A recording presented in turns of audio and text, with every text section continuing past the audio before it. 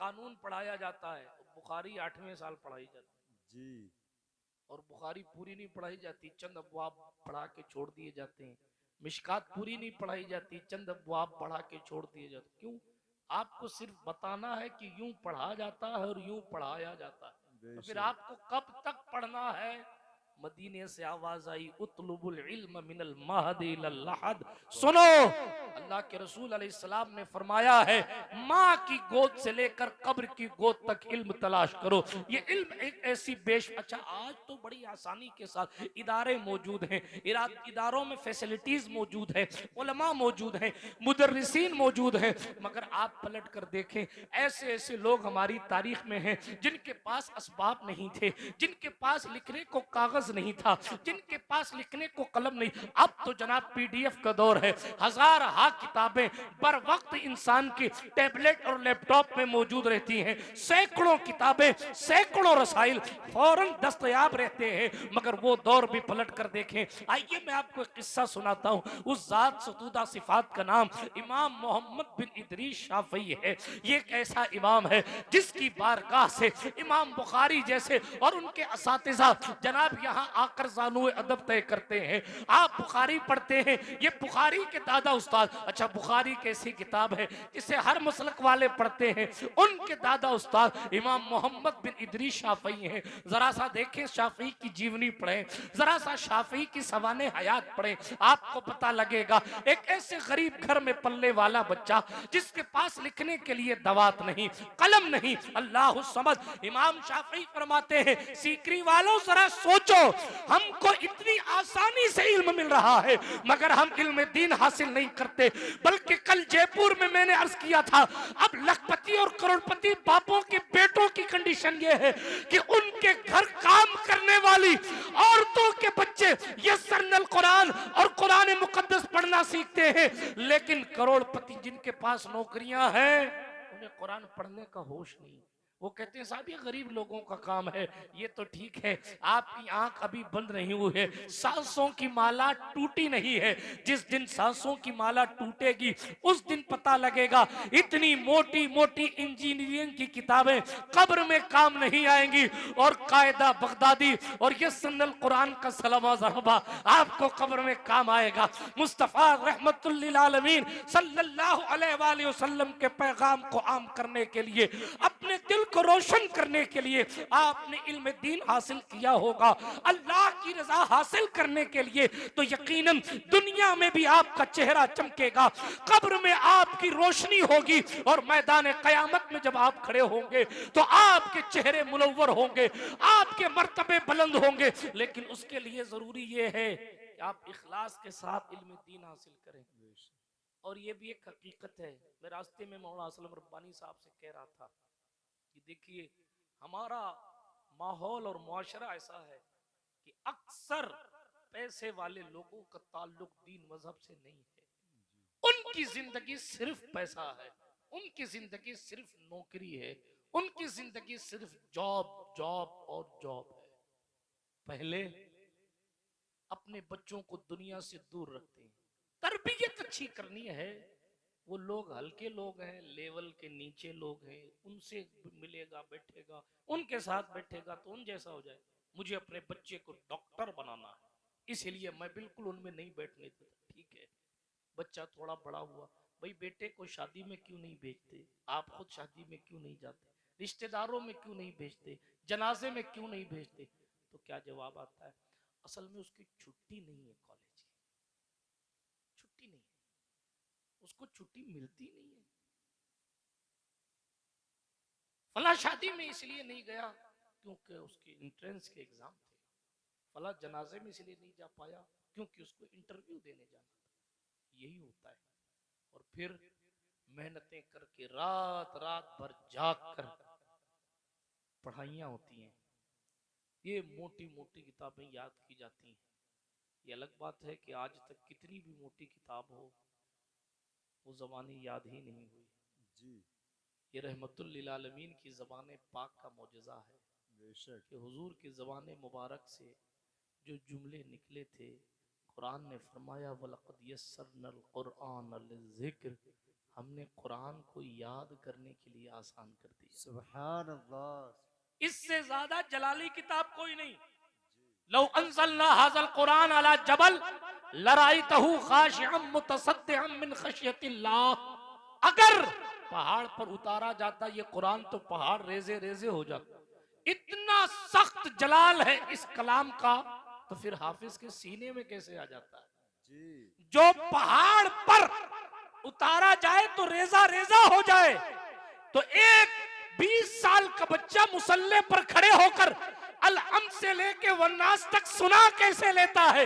जवाब आएगा, इस सुनाने में तुम्हारा कमाल नहीं है, ये मोहम्मद अरबी का एहसान है कि उनकी ज़बान पाक से जुमले निकले। उम्मत की आसानी के लिए दुआएं फरमाई। कुरान ने कहा, महबूब आप टेंशन मत लीजिए, तौरात में तब्दीली हो सकती है, इंजील में बदलाव हो सकता है, ज़बूर में तब्दीली हो सकती है, मगर जब तक दुनिया कायम रहेगी तब तक आपके कुरान के पढ़ने वाले जिंदा रहेंगे। इसीलिए मैं कहता हूं, कुरान पर भोंकना आसान है मगर कुरान की मिसाल लाना बड़ा मुश्किल है। कुरान 1400 साल से चैलेंज कर रहा है, कुल नहीं निजतमातिल इंसु वल जिन अला अन यातू बिमिस्लि हाज़ल कुरान ला यातून बिमिस्लिही वलौ काना बादुहुम लिबादिन ज़हीरा। क्यों नहीं ला सकते कुरान पाक? क्योंकि दूसरा मोहम्मद आ नहीं सकता तो दूसरा कुरान कैसे आ सकता है? इमाम ने कहा, तेरे आगे यूं है दबे लचे फुसहा अरब के बड़े बड़े, कोई जाने मुंह में ज़बा नहीं कि जिस्म में जान। वाह सुभान अल्लाह। नारे तकबीर, नारे रिसालत। हमारे मुआशरे में लोग अपने रिश्ते को कुरान से कमजोर करते जा रहे हैं, इल्म दीन से कमजोर करते जा रहे। यही वजह है कि जनाब हमारी जिंदगियों में सुकून खत्म हो गया। पैसा बहुत है, करार खत्म, माल बहुत है, सुकून खत्म है। हाँ, गाड़ियां बहुत हैं, आराम खत्म है। एक से बढ़कर एक एसी रूम है मगर सुकून नहीं है। औलाद भी है मगर औलाद फरमा बरदार नहीं है। हालात क्यों भाई? क्योंकि आपने अपने रिश्ते को दीन की तालीम से तोड़ रखा। इमाम शाफई का किस्सा पढ़ने लगा था, बात दूसरी तरफ चली गई थी। इमाम बुखारी के दादा उस्ताद की बात कर रहा हूं, इमाम मोहम्मद बिन इदरीस शाफी। गरीब घर में पैदा हुआ, और ये भी एक अलमिया है। मैं बहुत छोटा हूं, बहुत बात करूं, लेकिन मेरे दिल का दर्द भी सुन लीजिए। उम्मत के मिंबरों पर बैठने वाले अक्सर उलमा गरीब घर से बिलोंग करते हैं जी। यही वजह है, अब वो गरीब घर से आने वाला शख्स अगर अपना घर चलाने के लिए 2-4 तावीज बना देता है तो कौम भी उसी पर गिरती है। माफ कीजिएगा, मुझे कोई पैसा नहीं देता और ना मुझे तलब है कि आप अगले साल भी बुलाएं, अल्लाह का फजल है, फजल है। लेकिन तवज्जो से सुने मेरी बात। वो गरीब घर से उठ के आता है, यही वजह है कि वो ये देखता है माजरत के साथ कि कहाँ तनख्वाह ज्यादा है। वो दौर मुखलिसीन इल्ला माशाअल्लाह खत्म होता जा रहा है, और वो उसकी मजबूरी भी है जी। वो उसकी मजबूरी, अगर वो आपके बराबर आके खड़ा हो और उसके कपड़े अच्छे ना हो तो आपको बुरा लगता है, ये कहां से आया? हर बंदा पीरी आमीन साहब तो नहीं हो सकता ना, सुभान अल्लाह। हर बंदा तो नहीं हो सकता ना जी। लेकिन अगर ये पीर ना हो, माफ कीजिएगा, तो अगर भीड़ में आके बैठ जाए तो कोई नहीं कहेगा हजरत ऊपर जाइए जी। बहुत मशहूर सा किस्सा है ना, एक बंदा एक गंदा सा कपड़ा पहनकर दावत में गया तो सेठ साहब ने उसको भगा दिया, अगर तुम्हारे लेवल की दावत नहीं है। वो भाग गए। 2 घंटे बाद वो अच्छी सी शूटिंग शूटिंग करके टाई वाई लगा के गया तो उसको आगे बढ़ के इस्तकबाल किया। ये हालात है हमारे मुआशरे के हालात।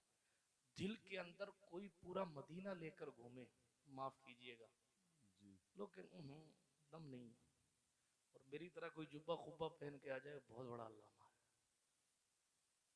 ये अलमिया है इस दौर का, ये हकीकतें नहीं बयान करते लोग, हकीकत है।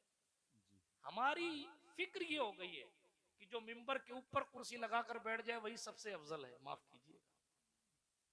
लेकिन मैं आपको कहूं, जो महबूब की बारगाह में सबसे मकबूल है वो सबसे अफजल है। बेशक बेशक। इतने बड़े मजमे में किसने हुजूर को देखा और किसने नहीं देखा, कौन मकबूल है कौन नहीं है, ये तो सरकार ही जानती है। बेशक।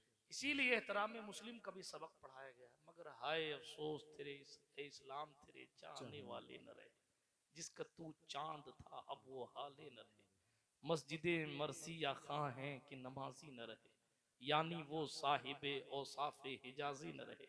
मस्जिद तो बना ली शब भर में ईमा की हरारत वालों ने, मन अपना पुराना पापी था बरसों में नमाजी बन न सका। वज़ा में नसारा हो तो तमद्दुन में हुनूद, ये वो मुसलमान हैं जिन्हें देख के शर्माए यहूद। यूं तो सैयद भी हो मिर्जा भी हो अफगान भी हो, तुम सभी कुछ हो बताओ कि मुसलमान भी हो। जी। जो पैगाम मदीने की फिजा से आम हुआ था अब हमारी जिंदगियों से निकलता जा रहा है। तेजी के साथ मैं अपनी बात को मुकम्मल करने की कोशिश करूंगा।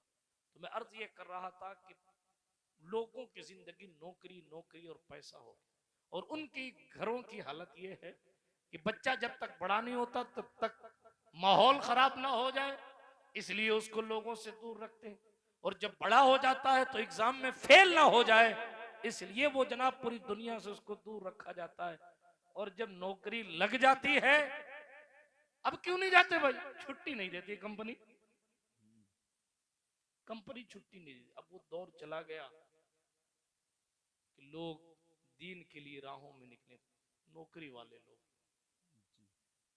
इल्म दीन सीखने के लिए महीनों महीनों सफर करें, जॉब करने वाले लोग। अब तो हाल ये है लोग शादियों में भी नहीं पहुंच पाते। हालात ये हैं भाइयों की शादियों में भाई, बस अभी उतरा हूं सुबह, फख्र से कहता है वक्त नहीं था मेरे पास। अल्लाह अकबर कबीरा, आप यकीनन वक्त नहीं है हमारे पास। ये हमारी जिंदगी एक पिघलते हुए बर्फ की तरह है। जिस वक्त बर्फ पिघल गया उस वक्त जनाब इससे पहले कि बर्फ पिघल जाए, अगर बर्फ को बेच सकते हो तो बेचकर कीमत ले लो, वरना बर्फ अगर पानी बन गया तो कोई आपकी कदरों कीमत नहीं करेगा। इसीलिए मैं अर्ज कर रहा हूं, सांसों की माला जब तक चल रही है तब तक आप मेहनत कर सकते हो तो कर लो।